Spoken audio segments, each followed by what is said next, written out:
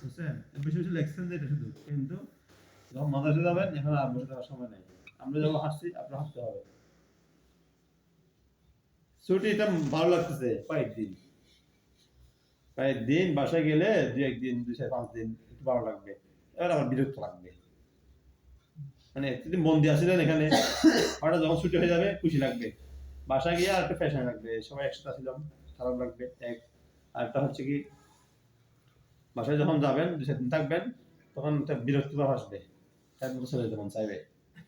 বেকারত্ব বড় অভিশাপ, বেকারত্ব কি বড় অভিশাপ, এবং টেনশনের বড় একটা মাধ্যম বেকারত্ব।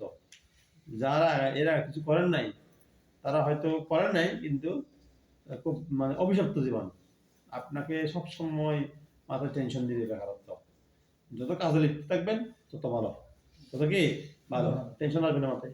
টেনশন মাথায় আর সকাল থেকে দেখেন, সকাল থেকে আমি এই ধরুন 7টা-7:30 দিকে গেলাম ওই যে আলমডাঙ্গা, ওখানে গিয়ে মোয়াল্লিম দেখে নিয়ে, এখানে প্রায় অনেক মোয়াল্লিম আছে আলমডাঙ্গায়,